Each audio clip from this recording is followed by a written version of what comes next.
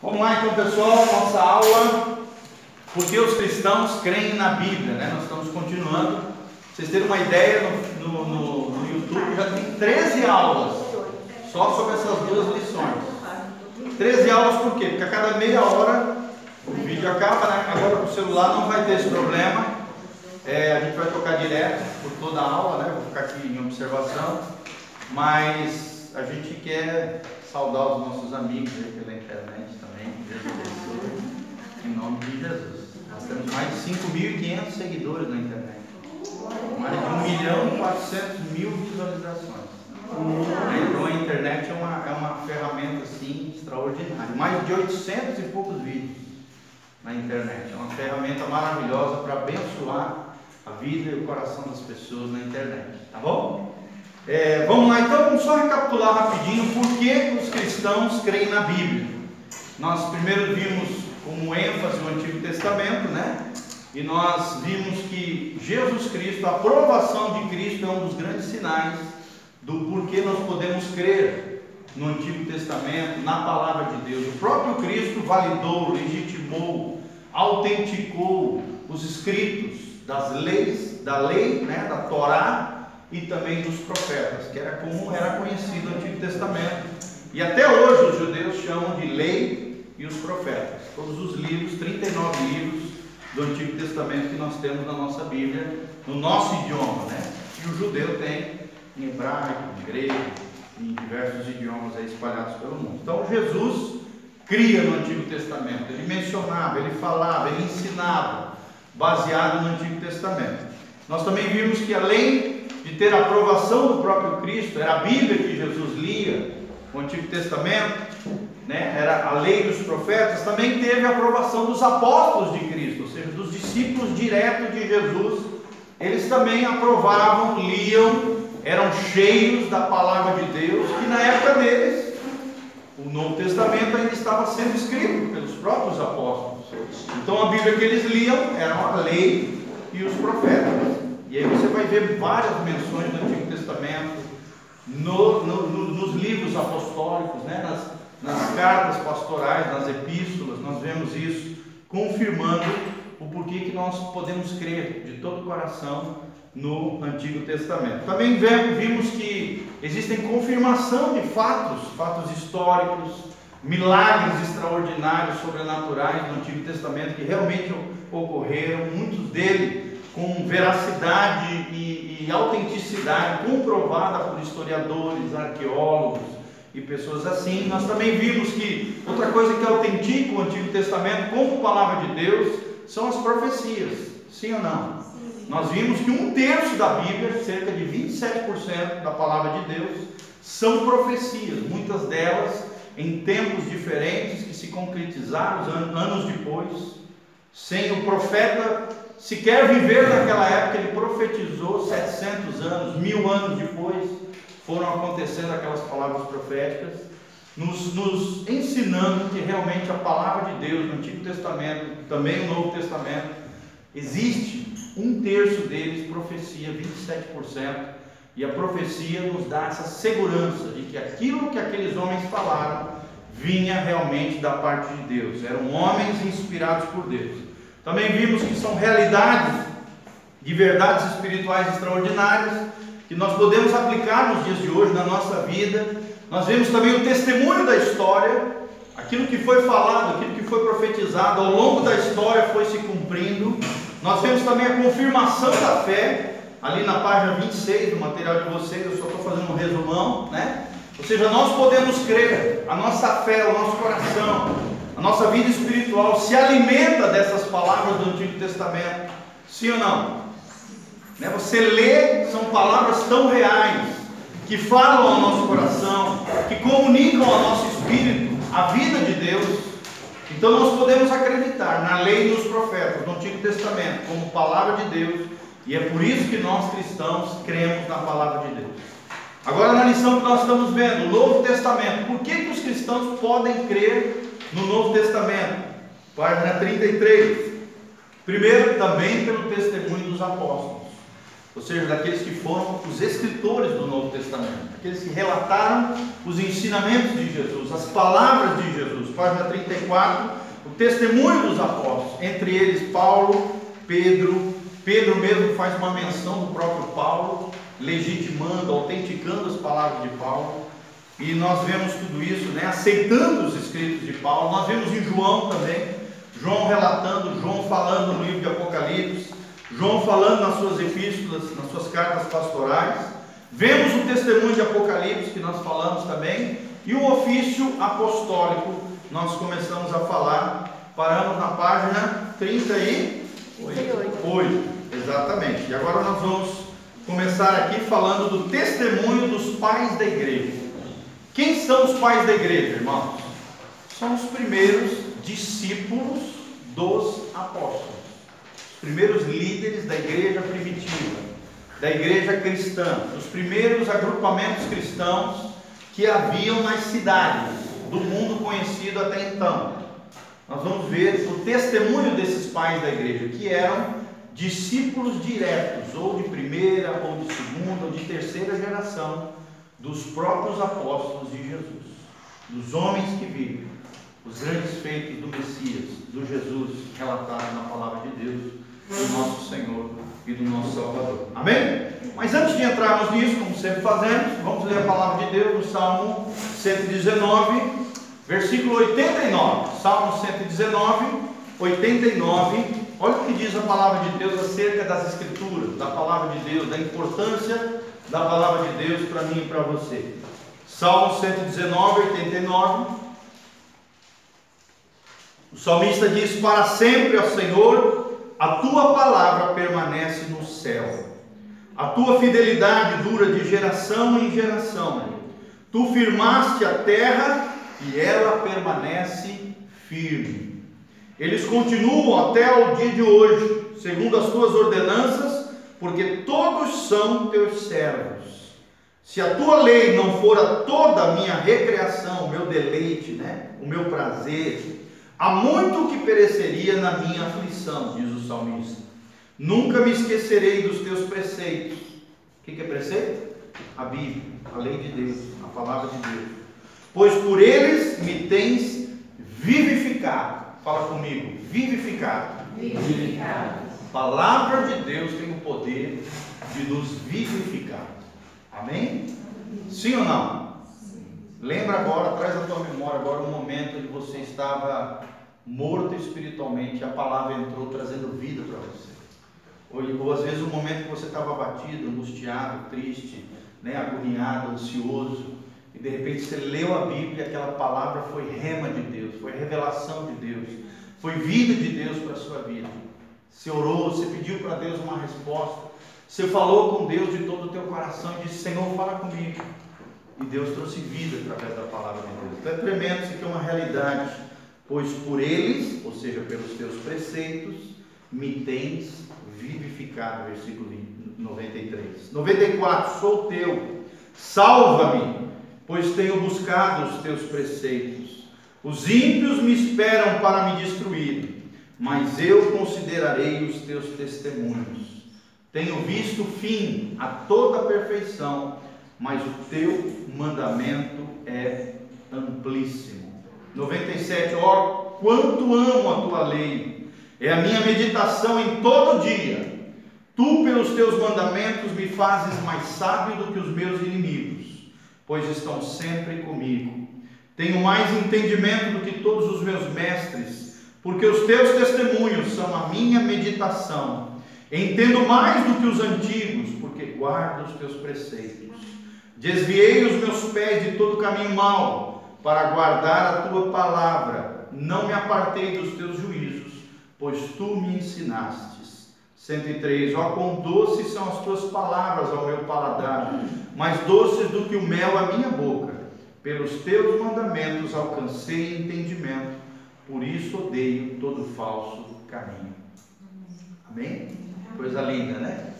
Escritos maravilhosos, escritos poéticos, que exaltam os preceitos de Deus, os mandamentos do Senhor, a lei de Deus, a palavra de Deus. Oxalá cada um de nós tivéssemos sempre isso no nosso coração. A A palavra de Deus tem que estar em primeiro lugar no nosso dia. A palavra de Deus tem que ser exaltada, tem que ser honrada com a nossa vida. É ela que nos vivifica, é ela que nos renova, é ela que nos cura, é ela que nos restaura. E nós vemos isso claramente também nesse testemunho dos pais da igreja. O grande apreço pelos apóstolos, página 38 lá embaixo, era compartilhado também pelos chamados pais da igreja, que escreveram pouco depois da era apostólica. Ou seja, a partir do ano 100 ali, depois da morte de João, começaram a surgir esses pais da igreja. Nós vamos mencionar aqui os principais. O primeiro deles, Clemente, bispo de Roma. Em 95 depois de Cristo, Clemente, bispo da igreja em Roma, escreveu uma carta aos cristãos de Corinto, que era uma outra cidade, né, ali na região da Grécia. Nela menciona os ilustres apóstolos, Pedro e Paulo.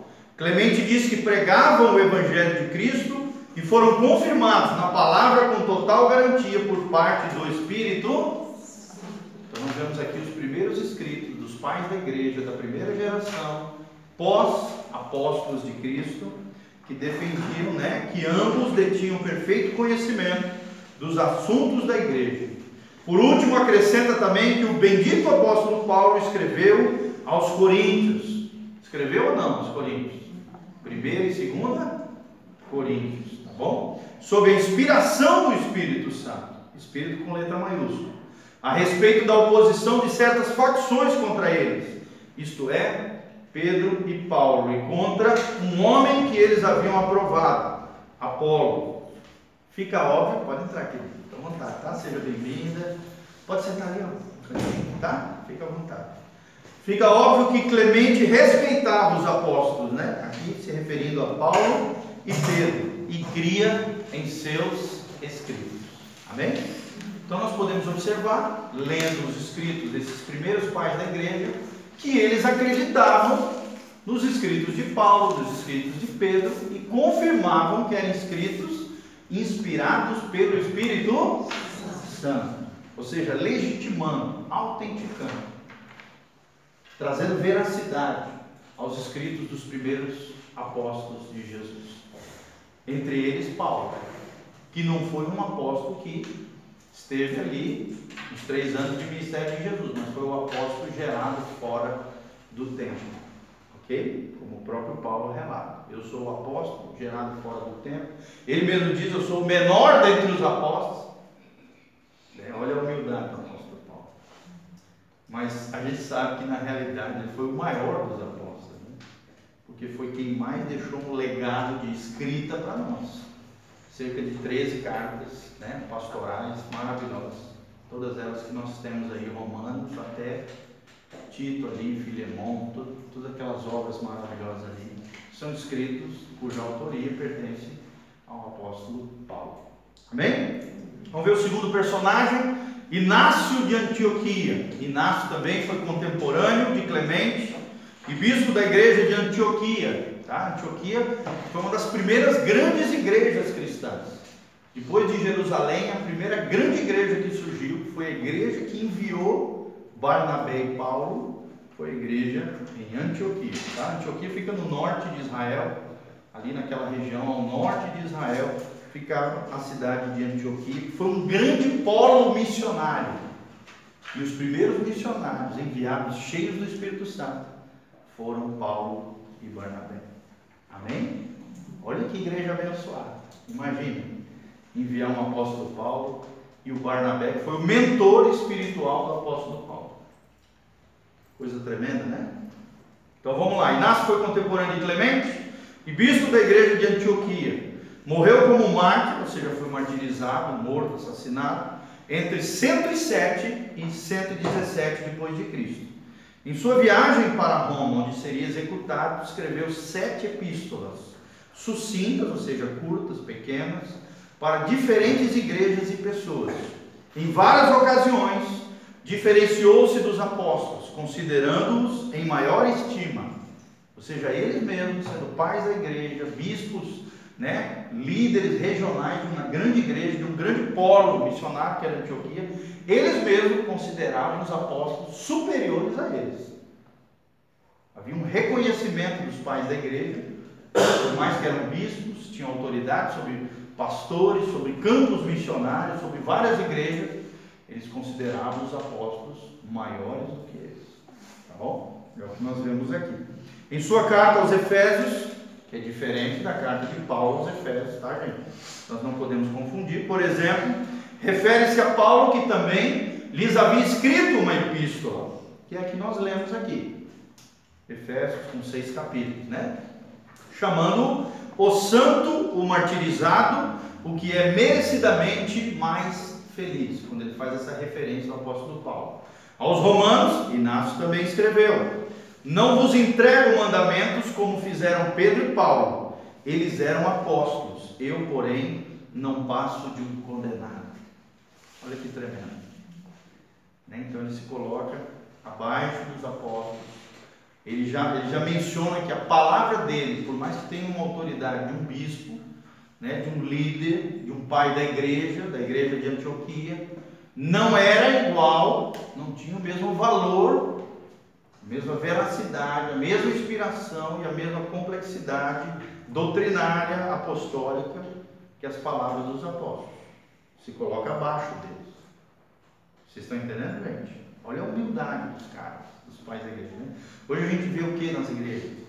Em muitas igrejas, né? Não na nossa, glória a Deus, porque a gente tem um espírito de servo, de humildade, mas em muitas igrejas, né? Cada um querendo pisar no outro, cada um querendo ser maior que o outro.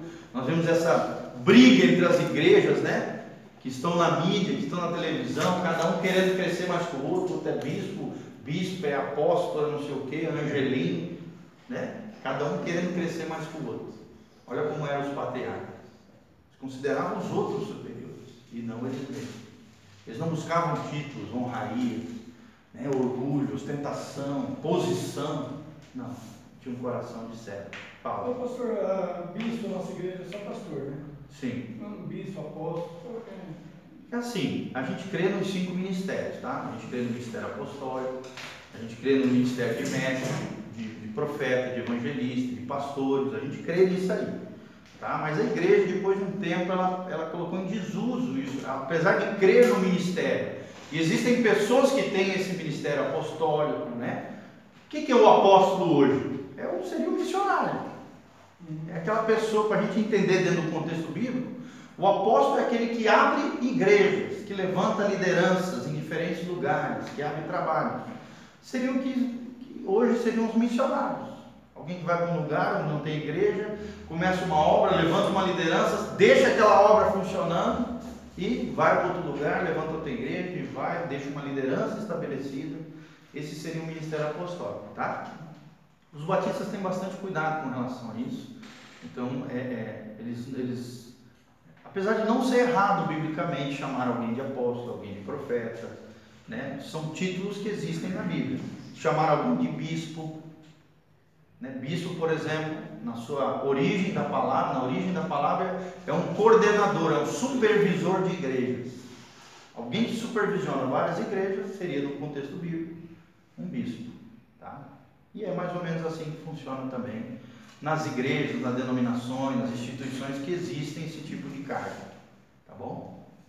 Mas nós temos que lembrar sempre, gente, que não é o título que faz o homem. O que faz o homem é o coração de servo. Amém?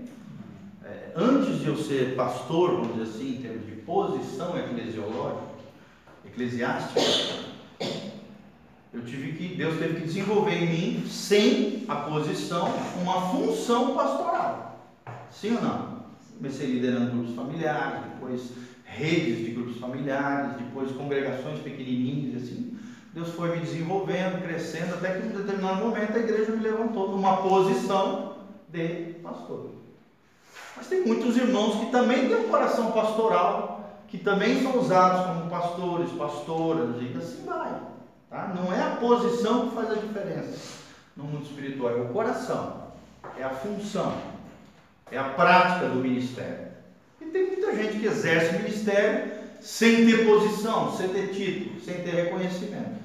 Para Deus isso, né, é o menos importante. O mais importante é a gente ter o coração correto e exercer a função dentro de uma necessidade, tá? Quando eu falo isso, não estou dizendo que vocês têm que desonrar os pastores, desonrar as lideranças estabelecidas, não.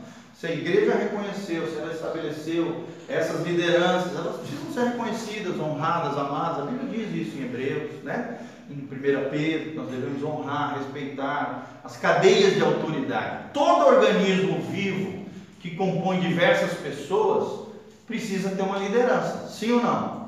Senão o trem desanda, não é verdade? Joga um bando de soldados numa guerra sem colocar um sargento, um tenente, um general, um coronel, vira uma baderna. Cada um com uma direção, cada um fazendo uma coisa. Então, por uma questão de organização eclesiástica, organização social, organização da comunidade cristã, se estabeleceu essas lideranças eclesiásticas, tá? Mas o mais importante, eu volto a dizer, é a unção e o coração que existe sobre a pessoa. Amém? Se vocês puderem ligar o ar ali, ó. Vocês estão com frio? Estou morrendo de calor. Se puder ali, ó, Tati, vocês não conseguem apertar o botãozinho, ligar a luz. Estou com calor. Não sei vocês, eu estou. Pode ser? Desculpa aí as mulheres e tal. Ligou a luzinha? Tem uma luzinha que acende. Deu? Beleza.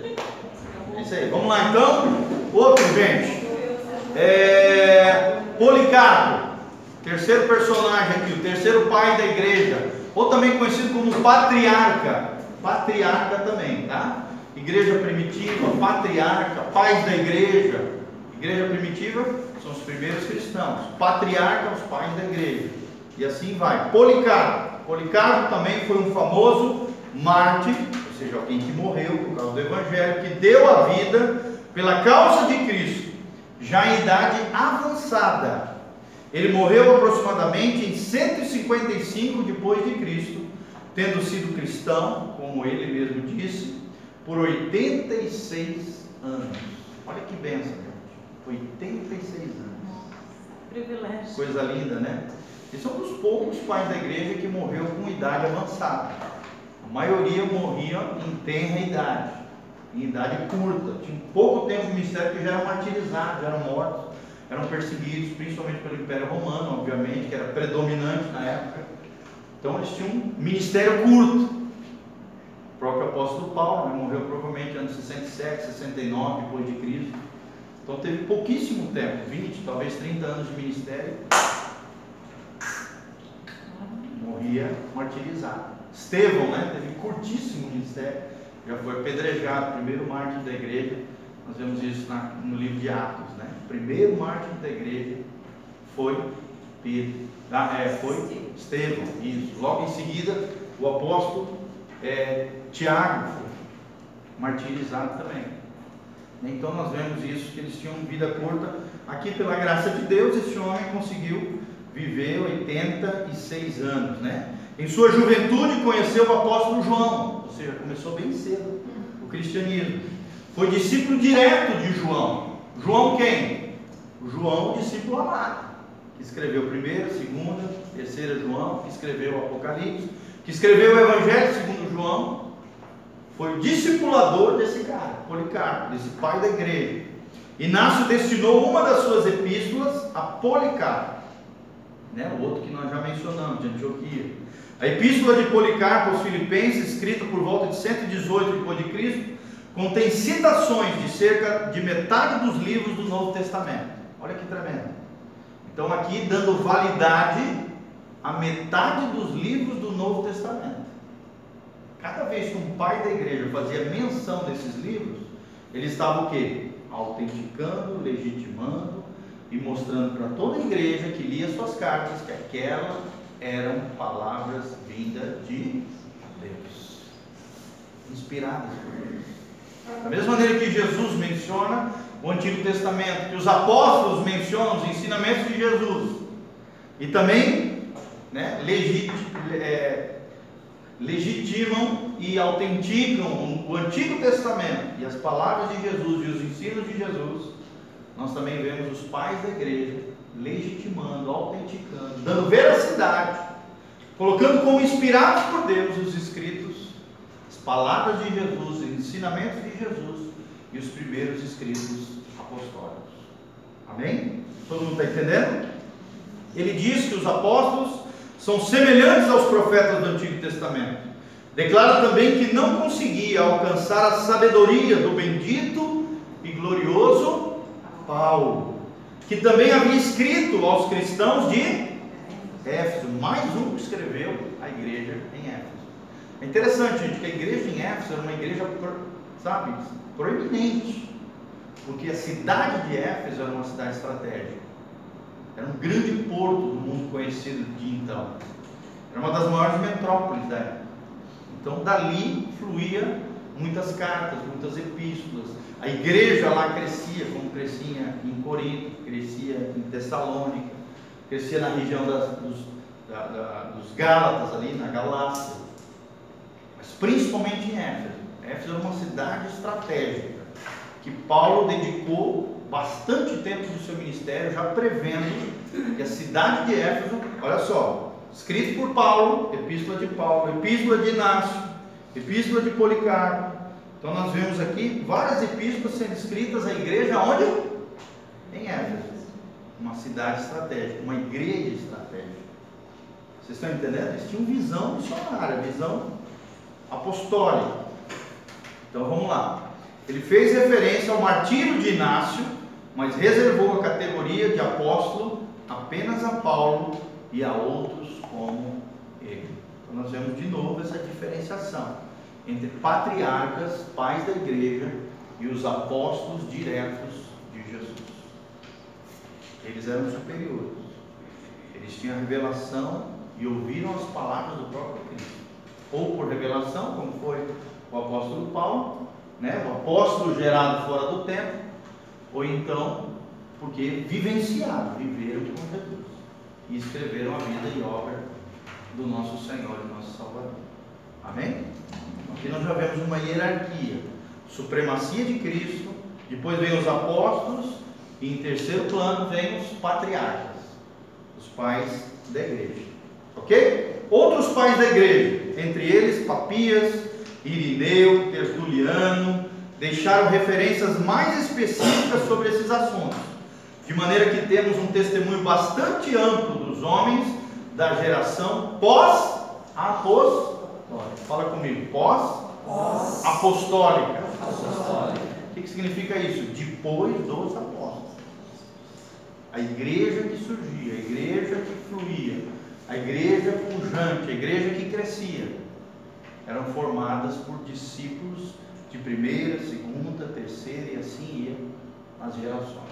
Era um formando o outro, um mentoreando o outro. Um morria, mas o outro já subia, e a igreja crescia.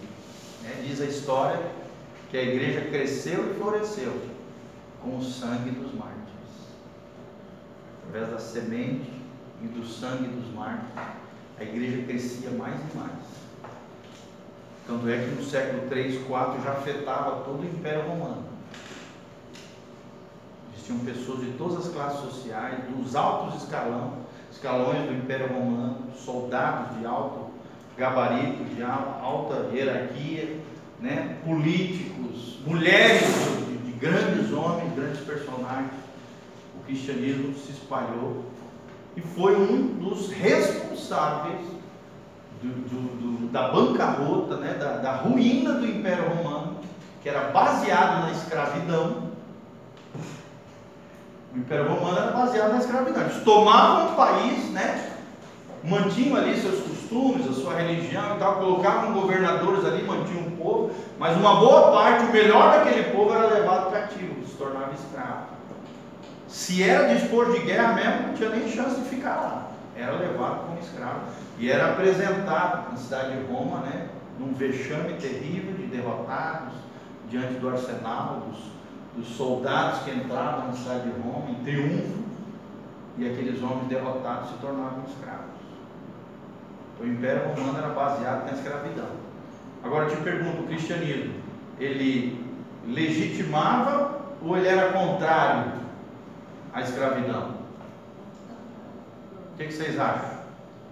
Ele favorecia ou arruinava o princípio de escravidão? Não precisa ter medo. Contrário, exatamente. Sempre foi o contrário. A Bíblia diz que todo homem é criado à imagem e semelhança de Deus. Deus nivela todo mundo igualmente. Todo ser humano é digno, né? O próprio conceito de dignidade da pessoa humana é um conceito cristão, né? A coisa sabe aqui, as pessoas do direito, da advocacia, né? Um dos conceitos mais elementares, axiomáticos, é uma das colunas vertebrais das maiores leis do mundo, as maiores constituições humanas, esse conceito da dignidade da pessoa humana, de que todos os homens são iguais, independente de raça, credo, origem, não interessa. Todo homem é igual, tem os mesmos direitos, liberdade, fraternidade, igualdade, os princípios também do iluminismo, né? Nós vemos isso. São princípios que têm base, são elementares dentro do cristianismo, tá bom? Amém? Então, a cronologia de alguns pais da igreja aqui, distritos importantes, né? Clemente de Roma, 95, 117, Inácio e a Epístola de Policarpo, 130, Epístola de Barnabé, 145, Papias, 145, DC, né? Depois de Cristo, Justino, Marte, Barnabé, Hermas, 160 depois de Cristo, pastor de Hermas, 160, Didaquê, o ensino dos 12 apóstolos, 170 depois de Cristo, Irineu, o cânon muratoriano, né, o índice de livros considerados inspirados ali, né, muratoriano, que foi uma reunião ali provavelmente dos primeiros pais da igreja, só que ainda não havia fechado o cânon bíblico. 200 depois de Cristo, Tertuliano, Clemente de Alexandria, e assim vai, só algumas menções aqui dos pais da igreja. Amém? Então tem a tarefinha para vocês aí, tarefinha para fazer. Nós vamos entrar na próxima lição já, que eu trago semana que vem o xerox para vocês, tá bom? Então presta atenção, já vamos aprendendo para a gente ir avançando já na próxima lição. Eu não sabia se a gente ia terminar ou não essa lição, então vamos deixar para a semana que vem. Presta atenção, tá bom, gente? Segunda lição aqui: quem escreveu o Antigo Testamento? Quem escreveu o Antigo Testamento é a pergunta que nós vamos tentar responder nessa segunda lição, ok? Deus poderia ter comunicado a sua vontade e suas obras a nós de inúmeras maneiras, sim ou não, gente? Deus se comunica ao homem de diversas maneiras, sim ou não? Através de profetas, através da palavra, que é a maneira mais segura de Deus, através da natureza criada, nós já vimos sobre isso, o universo. Deus se comunica, Deus pode enviar um anjo para falar com a gente, sim ou não? Alguém aqui já teve experiência angelical? Mas Deus pode fazer. Nós temos vários personagens da Bíblia que experimentaram isso, né? Manoa, por exemplo, o pai de Sansão. A própria Maria apareceu um anjo antes dela, né? Ali apareceu revelando a vinda do Messias prometido, Jesus de Nazaré. E tem vários personagens da Bíblia que tiveram mensagens vindas da parte de Deus através de anjos. Abraão, né, que é a experiência daqueles 3 homens celestiais. Através de sonhos, através de visões. Como? Através de sonhos. Sonhos, através da voz audível, né? Através de sonhos, revelações, profecias. Então vamos lá, ele escolheu usar o relato bíblico para nos revelar sua sabedoria e verdade. Fala comigo, sabedoria e verdade. Se é uma coisa que a Bíblia traz para nós, e que nós lemos aqui no Salmo 119, é que a Bíblia traz 2 coisas: sabedoria e verdade. Amém? Sabedoria, Sofia, em grego. Sofia significa sabedoria. Verdade, né? É a verdade de Deus. Revela a pessoa bendita de Cristo. A personificação da verdade, que é Jesus de Nazaré. É a verdade absoluta de Deus. Veracidade, um Deus verdadeiro. A verdade de Deus, a verdade quanto à salvação.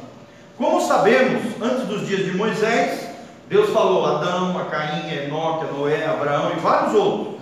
Esses homens comunicaram a palavra de Deus aos seus semelhantes através da linguagem Fala comigo, linguagem oral. Ou seja, até Moisés, tudo que havia sido conhecido, a tradição, né, o que havia acontecido no Gênesis, tudo isso era comunicado dentro de uma linguagem oral. Se passava de pai para filho, né? Era falado, era contado as histórias dos primeiros pais, dos primeiros seres humanos, da criação do Gênesis. A primeira escrita foi com quem? Moisés. No Pentateuco, a lei, ou a Torá, os 5 primeiros livros que nós temos na nossa mão, do Antigo Testamento, ou do Velho Testamento. Ok? Então vamos lá, suas mensagens aparentemente não foram registradas por escrito. Na verdade, alguns deles proferiram seus discursos em épocas em que ainda nenhuma forma de escrita havia sido inventada. Olha que interessante. Não havia nem a escrita sido inventada. Ela foi inventada pelos babilônios e principalmente pelos egípcios. Aquelas escritas egípcias que você vê nos filmes de Egito, né? Os personagens, os desenhinhos que iam contando histórias dos faraós. Nós vemos os escritos também babilônicos, a pedra de Roseta e vários. As primeiras leis, os primeiros ensinamentos eram escritos em linguagem, surgiram, né, a primeira escrita. Até então, esses homens não tinham acesso a isso, a escrita. Mas aí com Moisés já foi criado dentro de toda essa cultura egípcia. Moisés já era um homem letrado, era o filho da princesa do Egito, já era um príncipe do Egito. Foi criado com todos os mistérios, com toda a cultura, com toda a sabedoria da época, sabia escrever. E Deus usa todo esse conhecimento, toda a sabedoria para a glória dele. Amém? Olha que coisa tremenda. Deus usa tudo aquilo que você é, tudo aquilo que você tem, santificado, purificado para a glória de Deus. Deus usa. Às vezes você faz um curso na sua vida, você fala, Senhor, mas por que eu fiz esse curso? Querido, Deus vai usar. Se você santificar os teus dons, os teus talentos, o teu conhecimento, o teu entendimento, cada livro que você leu, cada experiência que você viveu, cada coisa que você vivenciou, Deus vai santificar, Deus vai purificar, e Deus vai usar isso para a glória dele. Uma hora ou outra Deus vai usar para a glória dele. Se a tua vida é dele, se você se santificou para ele, se você consagrou os teus dons, os teus talentos, a tua mente, o teu conhecimento, querido, tudo isso não é à toa. Deus usa o nosso background, o nosso contexto familiar, as nossas experiências de vida. Deus usa para abençoar outras pessoas. Amém? Amém. Sim ou não? Sim. Quantos já foram usados por Deus contando alguma experiência, alguma situação, ou usaram alguma ferramenta universitária, né, algum conhecimento que você tem em alguma área para a glória de Deus? Deus foi honrado, Deus foi exaltado, você abençoou alguém, você ajudou alguém através daquele conhecimento que Deus te deu para a glória dele. Não é para sua, não é para se achar. A sabedoria de Deus, ela promove quebrantamento e humildade, espírito de servidão. Vocês estão entendendo? Exalta a Deus, não ao homem. Promove a Deus, o reino de Deus, e não o ego humano. A sabedoria do homem promove orgulho, arrogância, soberba.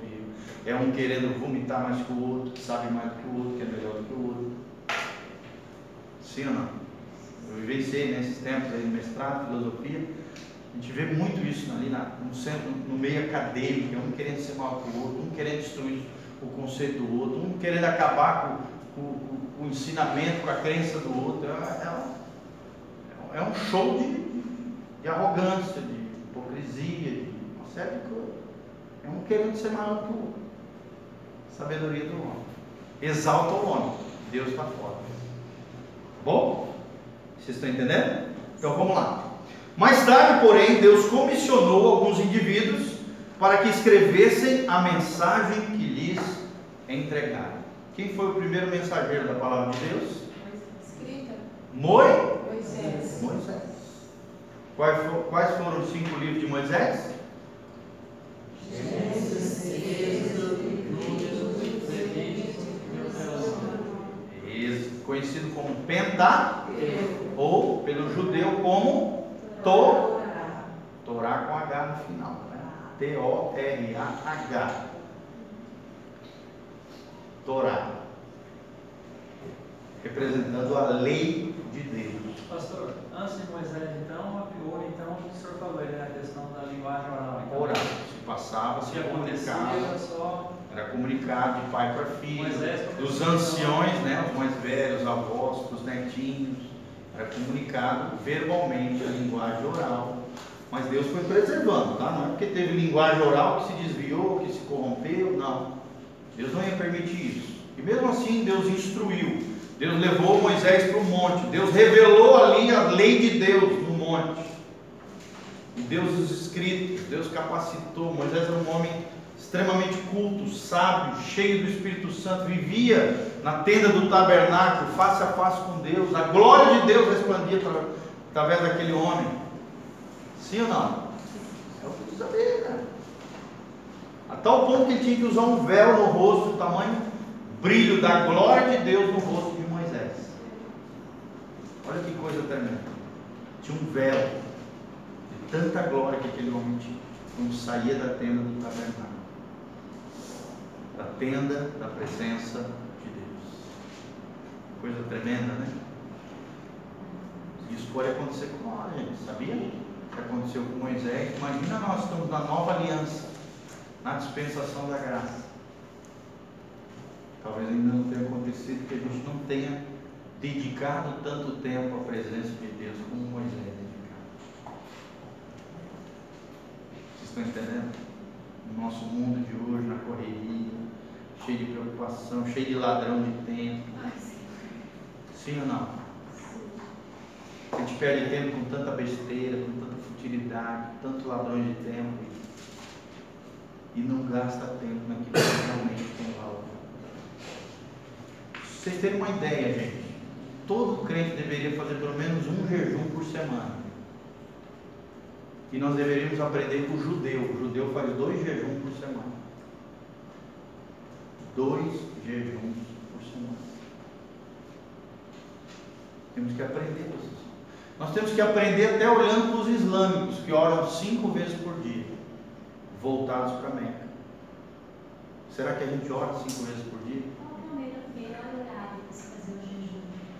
Assim, o jejum, eles são ciclos, tá? Você pode fazer ciclos de 12 horas, e daí você tira uma refeição, geralmente, né? Você faz, por exemplo, das 6 da tarde às 6 da manhã.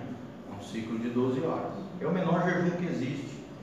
Não é nem muito válido esse aí, porque é muito fácil.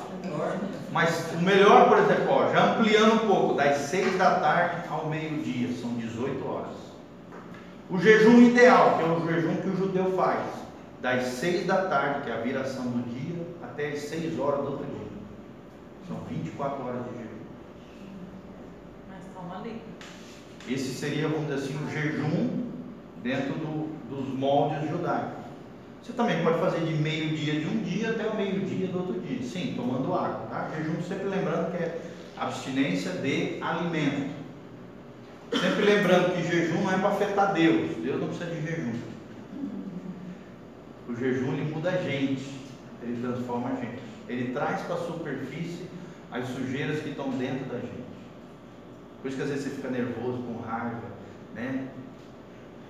Quer matar o filho. Primeiro que você está sofrendo ali, o teu corpo está gemendo por causa daquela situação toda ali, né? Aquela abstinência da comida e tal. E aí Deus traz para a superfície a nossa sujeira, aquilo que está lá dentro, aquilo que está oculto às vezes. E outra coisa, não adianta nada só ficar sem comer. Aí é crente passando fome. Tem que permear o dia com momentos de oração, com momentos de leitura da palavra, tá? Jejuns longos, por exemplo, um jejum de 3 dias. Eu já fiz uma vez um jejum de 3 dias. É um jejum que no segundo dia tu já está vendo lasanha voando, hambúrguer. Mas depois é interessante, o primeiro dia você sofre, o segundo você tem alucinações, coisas assim esquisitas, você vê comida voando, coisa assim. Agora o terceiro dia teu corpo já se adapta. Você já não come nada. E você vai embora, até o final do jejum. Só que o ideal é o quê? É ir para um lugar isolado, com água, né? Garrafas de água, não fique sem beber, tá? O organismo precisa de água. Se passar mal, bota um açúcarzinho ali na água, porque às vezes é falta de açúcar no sangue que faz deixar tonto, faz, né? Tombar ali, baquear. Então a gente tem que tomar esse cuidado. A gente tem que crescer na graça. Não começa achando que tu é o bambambam, que vai ficar uma semana de jejum. Você não vai conseguir, você vai passar mal, você vai acabar no hospital. Você tem que, jejum tem que ir crescendo na graça. Como diz o Mahatma Chakra, ele tem um livro tremendo chamado Poder da Oração e do Jejum. Poder Secreto da Oração e do Jejum. Um dos livros mais maravilhosos que eu já li do assunto. E ele fala justamente isso. Você precisa crescer na graça. Começa com 12, você vai ver que é fichinha. Vai para 18, aí você já vai sofrer um pouquinho. Vai para 24, aí você já vai ver que vai passar fome mesmo. E aí, a hora que o 24 já se estabilizar, você faz com facilidade, amplia para 2 dias e assim vai. Tá? É possível. Só não faça jejum muito longo sem ter estrutura para isso. Vá crescendo na graça de Deus. Fala. Como é que faz esse jejum no dia de trabalho? Tem que trabalhar, concentrar ali, está jejuando, tem que ir para o trabalho, para poder cuidar um amigo, para. Não, assim, daí você permeia o teu dia. Por exemplo, vai fazer 24 horas. Eu faço com o meu dia de trabalho normal. Às vezes, assim, quando está sossegado, eu vou para casa, dou uma sossegada, mas eu trabalho normalmente. Tá? O que você faz? Você permeia o teu dia, por exemplo. Principalmente nos horários que você faria as refeições, você dedica aquele tempo para Jesus. Então, por exemplo, eu comecei 6 horas. Eu começo me consagrando. Senhor, eu consagro meu jejum agora diante do Senhor. Importante também você ter um propósito no jejum. Senhor, eu faço com propósito a minha santificação, a minha consagração aqui. Eu estou orando pela minha família, pela necessidade tal, do irmãozinho tal. Senhor, eu estou aqui orando, clamando ao Senhor em jejum, né, em quebrantamento diante da Tua presença. Eu quero mortificar minha carne e tal. Só estou dando exemplos, tá? Do que se fala no jejum, numa oração. Você consagra o início do teu jejum, consagra o fim do teu jejum antes de comer. Eu fiz hoje isso. Consagrei antes de me alimentar, preparei a comida e tal, antes de meter na boca, eu fui lá, botei na mesa. Senhor, eu consagro esse alimento, esse tempo de jejum diante do Senhor, na Tua presença. Eu me consagro a Ti, obrigado por esse tempo de consagração, por essa vida na Tua presença. Aí meio-dia, por exemplo, era o horário que eu ia comer. Consagro a Ti, esse horário, fico orando, falando em línguas, adorando, lendo a palavra. De manhã cedo, era o horário que eu ia tomar café. Tomar café, ler a Bíblia, ora, entendeu? E aí, entre as refeições ali, você pode trabalhar normalmente. Lembrou da namorada, tal, continua trabalhando, entendeu?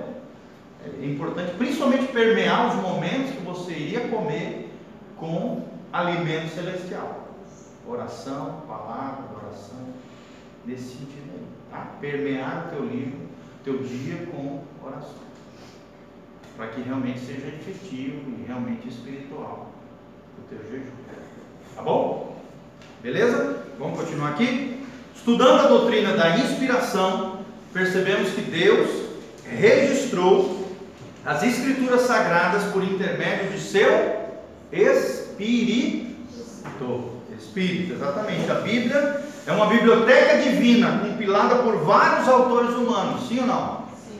Dizem os eruditos, estudiosos, especialistas, né? Os biblistas são especialistas em Bíblia, nas Escrituras, na história da Bíblia, no cânon bíblico, em tudo isso que nós estamos falando, na teologia bíblica, na bibliologia.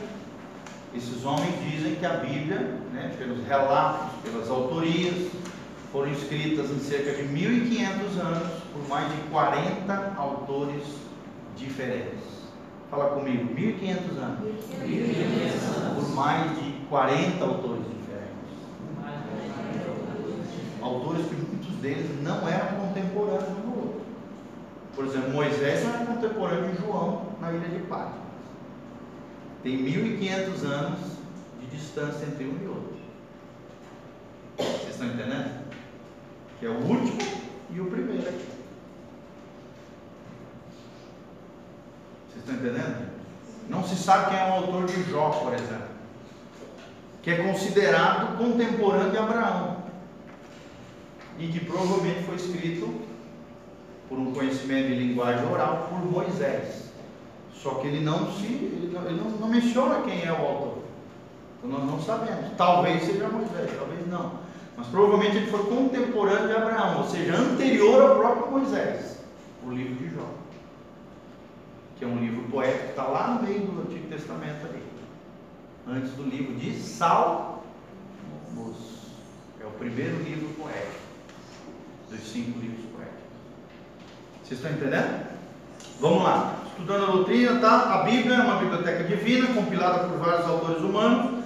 O nosso propósito é estudá-los, mas devemos sempre nos lembrar de que a Palavra de Deus é um livro único, escrito por um único autor, o Espírito Santo. Fala comigo, a Bíblia é um livro único, escrito por um único autor, o Espírito Santo, que inspirou autores humanos para escreverem as palavras do próprio Deus. Então, quem é o autor da Bíblia? O Espírito Santo. Quem são os escritores da Bíblia? Mais de 40 escritores diferentes.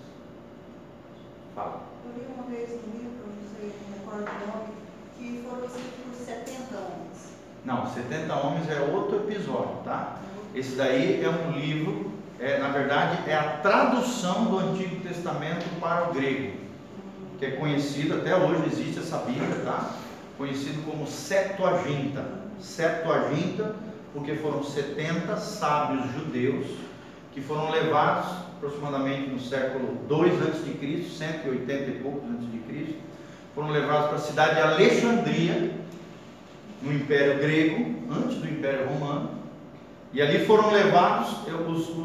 Os reis gregos ficaram tão impressionados com a grandeza da palavra de Deus, da Torá, da lei dos profetas, do Antigo Testamento nosso hoje, né, da Bíblia judaica, que eles mandaram traduzir do hebraico para o grego, e aí chamaram de Jerusalém, de Israel, 70 sábios que foram os tradutores da Bíblia hebraica para a Bíblia grega. Por isso, Septuaginta. Ginta, palavra de Deus. 70 sábios que traduziram do hebraico para o grego a palavra de Deus. Existe até hoje, tá? Você pode comprar a Septuaginta, que é a Bíblia traduzida do hebraico para o grego, que é uma das Bíblias que foram usadas pelos tradutores da palavra de Deus. Lutero, Calvino, né? João Ferreira de Almeida usaram essas Bíblias como fontes primárias para os escritos que nós temos hoje no nosso idioma.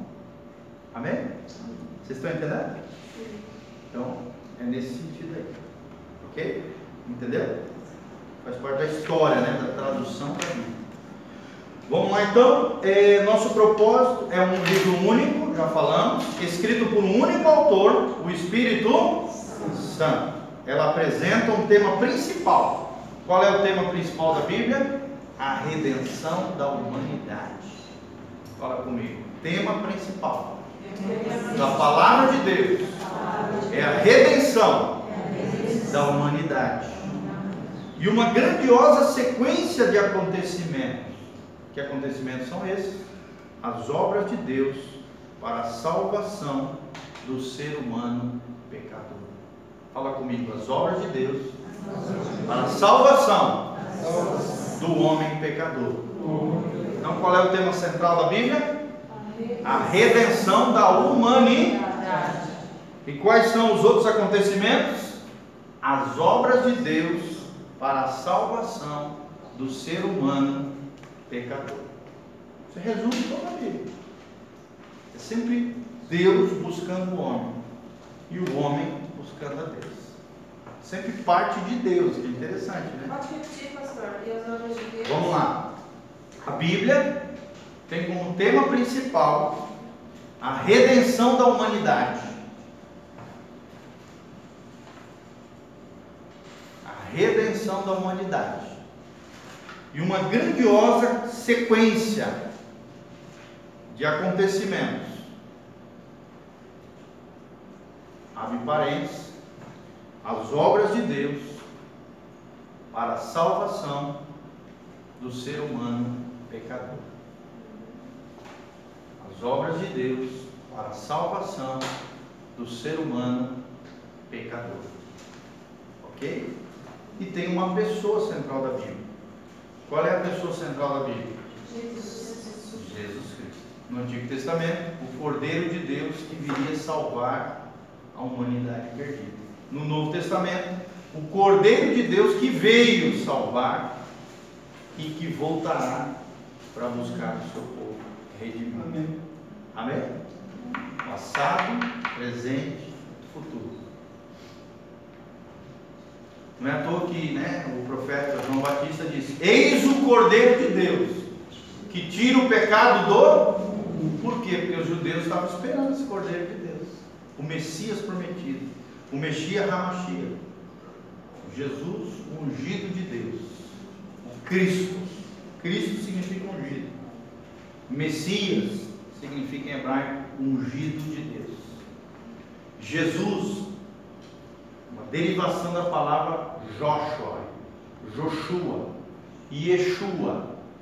Ela vai derivando, ela vai crescendo, ela vai evoluindo, chega na palavra Jesus, Yesu, que significa Deus é a salvação. Tremendo, né? Excelente nome para o filho, Joshua, que para nós em português é Josué. Deus é a salvação. Amém? Emanuel, nome do meu filho, Deus conosco. Miguel, nome do outro filho, o anjo que representa a presença de Deus. E Giovanna, é um nome italiano, minha primeira filha, vem de Joana, significa agraciada por Deus. Tremendo, né? Se você puder, escolha o nome dos teus filhos, nome bíblico. Tem tanto nome lindo, nome bíblico, nome maravilhoso, às vezes até em outros idiomas. Por exemplo, Joshua é um nome, Miguel é o anjo que representa a presença de Deus. É o anjo da presença de Deus. E é o arcanjo, o general de guerra, que protege e guarda o povo de Israel. O povo de Israel. Quem protege Israel hoje é o arcanjo Miguel, o general de guerra de Deus, o protetor de Israel. Tremendo, né?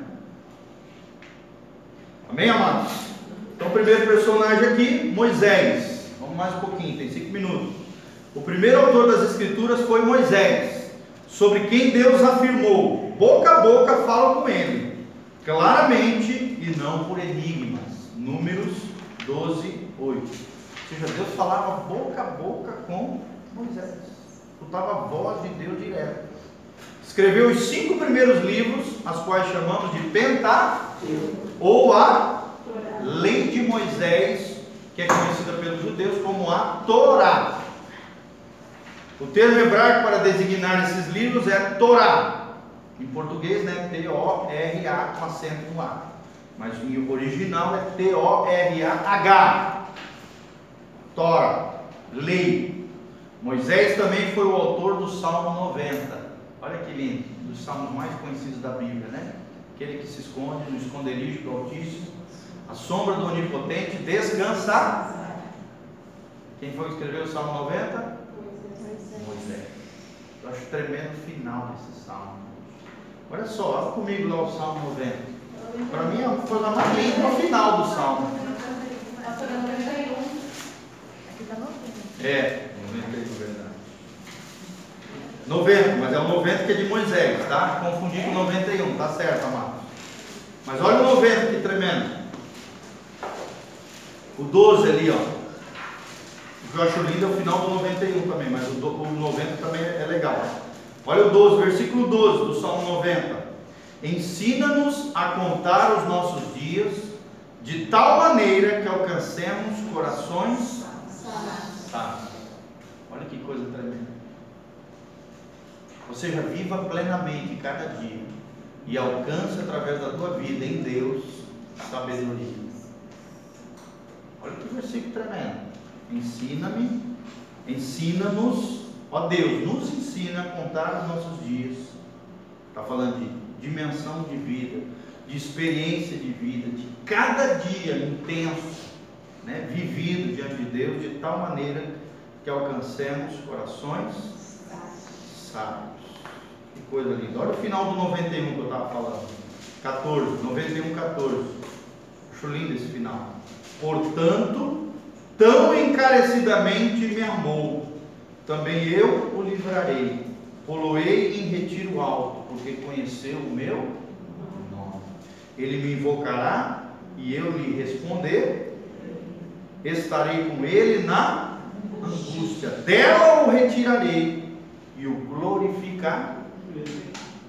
Fartá-lo-ei com longura de dias e lhe mostrarei a minha salvação. Coisa linda, né?